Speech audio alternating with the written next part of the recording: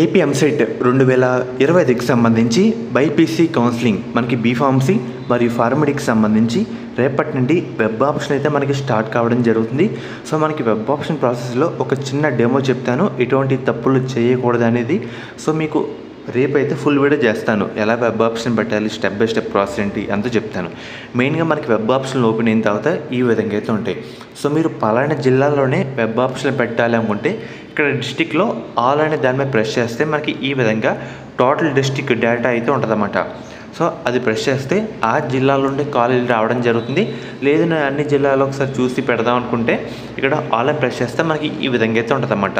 And అలాగే university type, మనకి university type మీద ప్రెస్ చేస్తే ప్రైవేట్ యూనివర్సిటీ, సెల్ఫ్ ఫైనాన్స్ ఈ విధంగా రావడం జరుగుతుంది. సో ఒకసారి చూసుకోండి.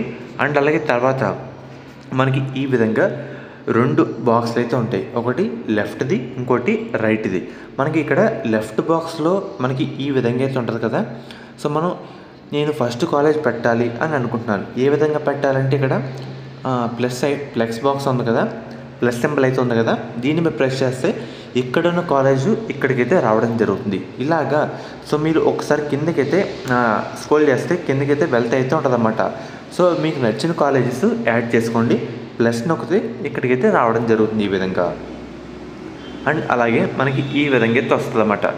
ఈ విధంగా వచ్చిన తర్వాత చాలామంది చేసే తప్పు ఏంటంటే, సో మీరు పెట్టే ప్రయారిటీ ఆర్డర్ మొత్తం ఇక్కడ రైట్ కాలంలో అయితే ఉంటుంది అన్నమాట. తెలియని వాళ్ళ కోసం చెప్తున్నాను, ముందు రోజు చెప్తే మీకు ఇంకా బాగా అర్థమవుతుందని చెప్తున్నాను. కాబట్టి క్లియర్ కట్గా అయితే చూడండి. మెయిన్గా మనం పెట్టిన priority preference number, serial number ఇదైతే క్లియర్ కట్గా వెరిఫై చేసుకోవాలి. ఫస్ట్ మీరు ఏది పెడితే దానికి కొంచెం ఎక్కువ ప్రయారిటీ అయితే ఉంటుంది అన్నమాట. అదేవిధంగా చెప్తున్నాను. సో ఈ ప్రయారిటీ ఫస్ట్ మీరు ఏ కాలేజ్ మీరు జాయిన్ అవుదాం అనుకుంటున్నారో దానికి ప్రయారిటీ ఆర్డర్ అయితే ఇవ్వండి. సో ఒకసారి మీరు పెట్టిన రైట్ బాక్స్ వచ్చేసరికి మనం ఏ బాక్స్లో పెడతాం, ఏ కాలేజ్ పెడదాం అనుకుంటున్నామో అన్నీ దీంట్లోకైతే ఉంటాయి. మనం లెఫ్ట్ నుంచి యాడ్ చేసుకుంటాం కాబట్టి పెట్టిన తర్వాత ఒకసారి క్లియర్ కట్గా కిందకైతే స్క్రోల్ చేసి చూసుకోండి. అండ్ అలాగే మన పెట్టిన ప్రిఫరెన్స్ అయితే మార్చుకోవచ్చు, డిలీట్ చేసుకోవచ్చు. అది ఎలా చెప్తాను. చాలామంది తెలుసో తెలియకో ఇక్కడే తప్పు చేస్తూ ఉంటారు. నేను ఈ కాలేజు కిందకి పెడదాం అనుకుంటున్నాను అనుకోండి, డౌన్ కొడితే పైన ఉన్న కాలేజ్ కిందకైతే వెళ్ళడం జరుగుతుంది, కింద ఉంది పైకైతే వస్తుందన్నమాట. ఈ విధంగా ప్రిఫరెన్స్ ఆర్డర్ మార్చుకోవచ్చు. ఇప్పుడు చూస్తున్నారు కదా, మనకి సెకండ్ కాలేజ్ పైన పెట్టాలనుకుంటే ఈ యారో బటన్ నొక్కితే పైకైతే వెళ్తుంది అన్నమాట, డౌన్ నొక్కితే కిందకైతే వెళ్తుంది. మనకి ఫస్ట్ కాలేజ్ వద్దనుకుంటే పక్కన డిలీట్ ఆప్షన్ అయితే ఉంది కదా, ఆ డిలీట్ కొడితే మనకి పర్మనెంట్గా మీరు పెట్టిన ప్రయారిటీ ఆర్డర్లో డిలీట్ అయితే కావడం జరుగుతుంది. ఈ విధంగా సింబల్స్ అయితే ఉంటాయి, దాని అర్థాలంటూ ఇవే అనమాట. మీకు సింపుల్గా చెప్పేశాను, మళ్ళీ మీరు రేపైతే క్లియర్ కట్గా చెప్తాను ఏ విధంగా ఉంటుందో. ముందు చెప్తే మీరు రెడీగా ఉంటారని చెప్తున్నాను. అండ్ అలాగే చాలామంది ఏంటంటే ఒకసారి ఫ్రీజ్ చేస్తే మళ్ళీ మీరు ఇబ్బంది అయితే పడతారన్నమాట. ఇక్కడ ఒకసారి సేవ్ అనేది చేశారనుకోండి, మనకి వెబ్ ఆప్షన్స్కి 3 days టైం ఇచ్చారు కదా, ఎన్నిసార్లైనా మీరు లాగిన్ అయ్యి మీ ప్రిఫరెన్స్ ఆర్డర్ అయితే మార్చుకుంటూ ఉండొచ్చు, అప్ అండ్ డౌన్ చేసుకోవచ్చు, డిలీట్ చేసుకోవచ్చు, మళ్ళీ కొత్త కాలేజ్ యాడ్ చేసుకోవచ్చు. ఇన్ని ఫీచర్లు అయితే ఉంటాయి.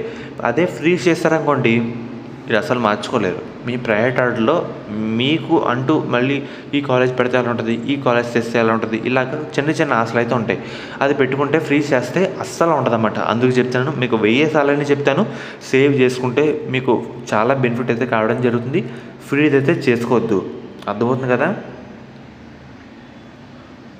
సో చూస్తున్నారు కదా, once options freezed candidates cannot add modify options or మనకి change the order of the sequence అని చెప్తున్నారు అన్నమాట. ఒక్కసారి ఫ్రీజ్ చేస్తే యాడ్ చేయలేము, మోడిఫై చేయలేము, మీ సీక్వెన్స్ కూడా చేంజ్ చేయలేమని చెప్తున్నారు. కాబట్టి సేవ్ చేసుకుంటే బెటర్, ఫ్రీజ్ అయితే వద్దు. సో మెయిన్గా మనకి సింపుల్ అర్థాలు ఈ విధంగా ఉంటాయి. మీరు పెట్టిన ఆప్షన్ మీకు కావాలనుకుంటే వాళ్ళు డిస్ప్లే చేసేది లెఫ్ట్ కాలంలో డిస్ప్లే చేస్తారు, మనం పెట్టేది రైట్ బాక్స్ అన్నమాట. రైట్ మొత్తం అంతే, మనకి ఏ విధంగా పెడుతున్నామో దాన్ని బట్టి సీట్ అయితే రావడం జరుగుతుంది.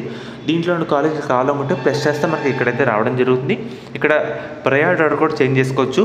డౌన్ అంటే ఫస్ట్ ప్రయారిటీ ఆర్డర్ కిందకైతే వెళ్తుంది, సెకండ్ది పైన కావాలనుకుంటే అప్ అని యారో నొక్కితే పైకైతే రావడం జరుగుతుంది. డిలీట్ అంటే డిలీట్, ఈ విధంగా మన ప్రయారిటీ ఆర్డర్ని చేంజ్ అయితే చేసుకుండవచ్చు. దీని అర్థాలంటూ ఇవే అన్నమాట. రేపు మళ్ళీ మీకు సపరేట్ వీడియో అయితే చేస్తాను. సింపుల్గా చెప్పేశాను. చాలామంది సేవ్ గురించి మళ్ళీ సపరేట్ వీడియో చేశాను. సేవ్ చేసుకుంటే బెటర్, ఫ్రీజ్ చేసుకోవద్దు. అర్థమైంది కదా. మీకు ఎటువంటి డౌట్ ఉన్నా కామెంట్ సెక్షన్లో కామెంట్ అయితే చేయండి, మీకు రిప్లై అయితే ఇవ్వడం జరుగుతుంది.